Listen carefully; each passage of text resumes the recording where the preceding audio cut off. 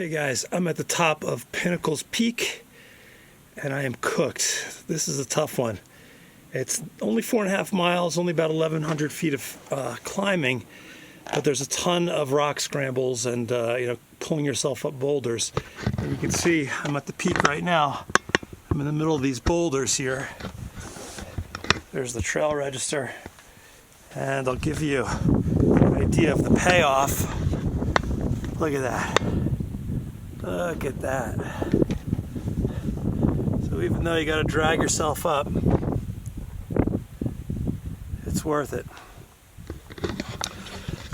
So if you want to do the hike, go to HikingGuy.com. I have all the maps and that fun stuff, but otherwise here are the turn-by-turn directions. So the parking area and trailhead, or official trailhead, are in two separate places. So if you go to the website, I'll explain to you how that all works, but we're going to start from the parking lot here because it's a little bit nicer. And you're just going to go through that gate and then head across this little meadow. And pretty soon it's going to get a little more rocky, and you'll see there's a lot of side trails in this section. We're going to go straight up this little hill. And what we're going to do is we're going to kind of crest the little hill here and join the official trail. And there's a lot of different ways that people do it.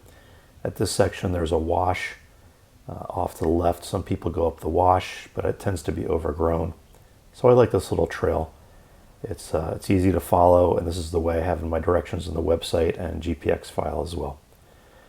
So you're just going to be going straight here, kind of going up and around this little hill, and eventually you're going to crest the hill and you will see the official trail down there in the distance. So we're just going to head down the hill and join that official trail. And if you started from the official start by the gun club, that's where you'll be. You'll be right here. So when you come to the bottom of the hill, there's a little wash. We're going to head on the trail. You can see that's the way back, and this is the way forward. And we're going to start hiking towards that big hill in the distance. And after a little flat section and some little stream crossings, the trail is basically going to start going up. And there's a decent amount of climbing. There's not really any shade, so make sure you bring some water. It's not a crazy hard hike, but if it's hot out, it's the desert, it will feel harder than it actually is. And that big rock pile you see in front of you is not actually the summit. It is about 700 feet below, and you're going to go around that in a little bit. And when you come to this point where the trail post is, you're going to kind of counterintuitively make the hard right and head down the hill and hike into the wash here. And just keep going. The trail is pretty easy to follow. Throughout the trail there's cairns and there's also trail posts, but sometimes it can get tricky. And you're just going to go straight through here. And there's going to be a section with some boulders coming up in a second here. And at some points you go over the rocks. It could be hard to find the trail. Just use the GPX file that I provide and take your time. It should be okay. And when you get through that little boulder field, there's a trail marker again telling you you're in the right place. Now you're going to go through another boulder field, and this is kind of by that peak that we saw earlier. And there's cairns. Once again here you're going to go over some rocks. There's some minor scrambles, 1 foot, 2 foot, where you just have to lift yourself up. But take your time. Keep going, and eventually you'll clear this section, and you're going to come up on a little ridge here, and the trail becomes easy to follow once again. And that's the actual summit there in the distance that you see. So you're almost there. Now at this next juncture where this big rock is, there's a couple different trails. You're going to make the hard right, head down the hill, then come up the little hill, and you'll see this trail marker. And you're just going to keep going straight.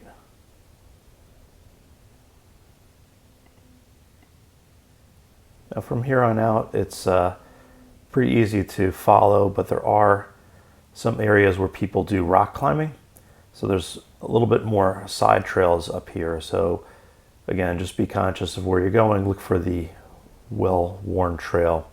Eventually you're going to reach this little plateau. You're going to see the pinnacles. That's it in the distance there.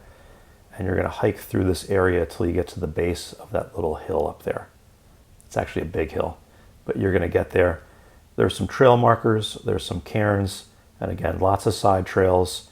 So just sort of point yourself in the direction of that big hill and eventually you'll get there. And at the bottom of the trail here is a trail marker right there. And you're going to pick your way up among the cairns to the summit. Now this is the part where you're going to want to leave your trekking poles strapped to your pack. There are some sections like this one, this one here, which is the worst one that I found. It's about a 3-foot little section where you have to pull yourself up, and you can use your feet. But once you get to the top, you get to that perch that I mentioned earlier, and you'll get these panoramic views from San Gorgonio to the Mojave to Mount Baldy.